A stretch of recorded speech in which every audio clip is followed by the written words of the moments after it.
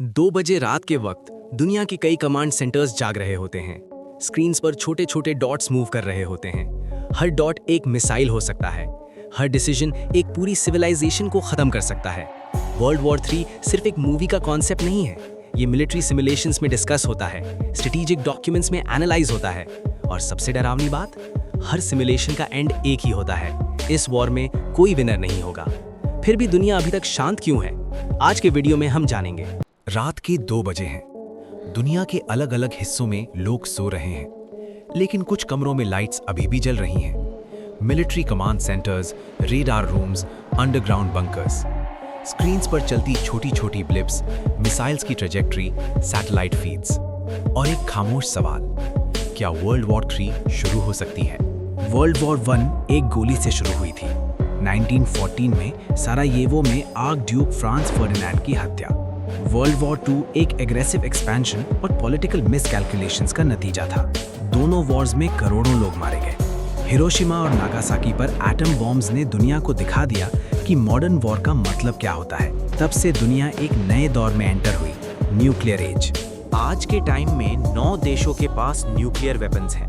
America, Russia, China, France, UK, India, Pakistan, north Korea और Israel के पास या तो कंफर्म्ड या वाइडली बिलीव्ड न्यूक्लियर कैपेबिलिटी है। सिर्फ अमेरिका और रशिया के पास ही हजारों न्यूक्लियर वॉरहेड्स हैं। अगर इनमें से सिर्फ कुछ भी यूज हो जाएं, तो नतीजा सिर्फ एक शहर की तबाही नहीं होगा, बल्कि क्लाइमेट चेंज जैसा न्यूक्लियर विंटर हो सकता है, जहां धूल और स्मोक सूरज की रोशनी को रोक दे। कोल्ड वॉर के दौरान अमेरिका और सोवियत यूनियन एक दूसरे के सामने खड़े थे।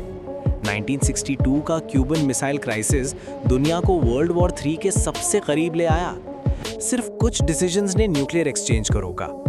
एक रशियन ऑफिसर स्टैनिस्लाव पेट्रोव ने 1983 में एक फॉल्स अलार्म को न्यूक्लियर अटैक नहीं माना, वरना शायद हिस्ट्री कुछ और होती। कभी-कभी एक इंसान का डिसीजन पूरी दुनिया को बचा लेता है। आज कोल्ड वॉर ऑफिशियली खत्म हो चुकी है, लेकिन टेंशन्स खत्म नहीं हुए। रशिया और यूक्रेन का वॉर यूरोप को फिर से डिवाइड कर रहा है। नेटो और रशिया के बीच मिसट्रस्ट बढ़ रहा है। चाइना और ताइवान के बीच टेंशन्स एशिया में एक फ्लैश पॉइंट बना हुआ है। साउथ चाइना सी में नेवल ड्रिल्स होती रहती हैं। मिडिल ईस्ट में कॉन्फ्लिक्ट्स कभी पूरे तरह से थमे नहीं। वर्ल्ड वॉर 3 शायद पुराने वॉर्स जैसी ना हो। ये सिर्फ टैंक्स और ट्रेंचेस की वॉर नहीं होगी, ये साइबर अटैक्स की वॉर होगी।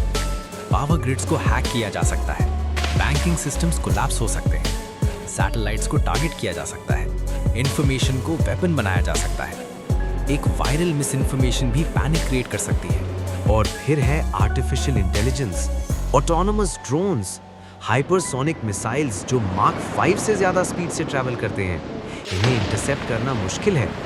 डिसीजन मेकिंग का टाइम कम होता जा रहा है। जब रिएक्शन के लिए सिर्फ कुछ मिनट्स हों, तब गलती का चांस बढ़ जाता है। लेकिन सिर्फ वेपन्स ही खतरा नहीं है। Climate change, water scarcity, economic instability, ये सब कॉन्फ्लिक्ट्स को भड़का सकते हैं। जब रिसोर्सेज कम होते हैं, तब कंपटीशन बढ़ता है, और जब कंपटीशन इंटेंस हो जाता है, तब डिप्लोमेसी कमजोर पड़ सकती है। पर एक और सच भी है, दुनिया पहले से ज्यादा इंटरकनेक्टेड है। Global trade, internet, multinational alliances सब एक दूसरे पर डिपेंडेंट हैं। एक ग्लोबल वॉर का मतलब होगा वर्ल्ड वाइड इकोनॉमिक कोलैप्स। इसीलिए डिटरेंस का कॉन्सेप्ट एग्जिस्ट करता है, म्यूचुअली अश्योर्ड डिस्ट्रक्शन। अगर तुम अटैक करोगे तो तुम भी बचोगे नहीं। ये डर ही शायद शांति का सबसे बड़ा रीजन है। हर रोज हजारों डिप्लोमेटिक मीटिंग्स होती हैं, लीडर्स हैंडशेक करते हैं, बैक चैनल टॉक्स चलते रहते हैं। यूनाइटेड नेशंस जैसे इंस्टीट्यूशंस कॉन्फ्लिक्ट्स को कंट्रोल करने की कोशिश करते हैं। शायद हेडलाइंस में सिर्फ टेंशन्स दिखते हैं, लेकिन बैकग्राउंड में कॉम्प्रोमाइज और नेगोशिएशन भी होती रहती है। फिर भी हिस्ट्री ये बताती है कि वॉर्स कभी अनाउंस करके नहीं आते। कभी एक बॉर्डर क्लैश एस्केलेट हो जाता है, कभी एक मिसाइल टेस्ट को अग्रेशन समझ लिया जाता है, कभी एक साइबर अटैक का ब्लेम गलत जगह लग जाता है, और फिर रिटेलिएशन का चेन शुरू हो जाता है। सोचिए, अगर एक दिन मल्टीपल रीजन्स में साइमल्टेनियसली कॉन्फ्लिक्ट्स भड़क उठते हैं, Europe, Asia, middle east, alliances activate हो जाते हैं, ट्रीटीज का प्रेशर बढ़ता है, तब एक रीजनल वॉर ग्लोबल शेप ले सकती है। लेकिन वर्ल्ड वॉर 3 सिर्फ गवर्नमेंट्स का डिसीजन नहीं होगी, उसका इम्पैक्ट आम लोगों पर पड़ेगा। स्कूल बंद होंगे, मार्केट्स क्रैश करेंगे, फैमिलीज अलग हो जाएंगी, सिटीज डार्क हो जाएंगी और सबसे बड़ा नुकसान होगा इंसानियत का। एक और एंगल भी है, स्पेस। आज सैटेलाइट्स कम्युनिकेशन, जीपीएस, बैंकिंग सब कंट्रोल करते हैं। अगर स्पेस में कॉन्फ्लिक्ट शुरू हो जाए तो दुनिया की बेसिक फंक्शनिंग रुक सकती है। ये एक ऐसा बैटलफील्ड है जहां कोई क्लियर बॉर्डर नहीं। क्या वर्ल्ड वॉर 3 इनएविटेबल है? शायद नहीं, लेकिन इम्पॉसिबल भी नहीं। दुनिया में हर वक्त छोटे छोटे स्पार्क्स चलते रहते हैं। सवाल ये है, क्या हम उन स्पार्क्स को बुझा सकते हैं या वो आग बनकर फैल जाएंगे? आज के लीडर्स के पास इंफॉर्मेशन भी ज्यादा है और रिस्पॉन्सिबिलिटी भी। एक गलत ट्वीट, एक इम्पल्सिव स्टेटमेंट, एक मिसकैलकुलेटेड स्ट्राइक, कॉन्सिक्वेंसेस ग्लोबल हो सकते हैं। लेकिन एक सही डिसीजन, एक टाइमली फोन कॉल, एक सिंसियर नेगोशिएशन, वो भी दुनिया को बचा सकती है।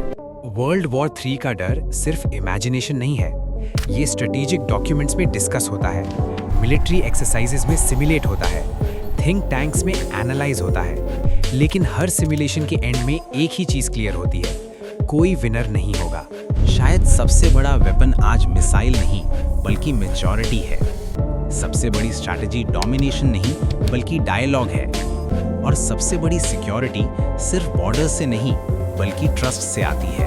रात के 2 बजे फिर से वही कमांड सेंटर्स जाग रहे हैं। स्क्रीन्स पर डॉट्स मूव कर रहे हैं, लेकिन अभी तक कोई फाइनल ऑर्डर इशू नहीं हुआ। दुनिया अभी भी शांत है। और शायद वर्ल्ड वॉर 3 का सबसे होपफुल सच ये है कि हर नया दिन हमें एक और मौका देता है इससे होने से रोकने का।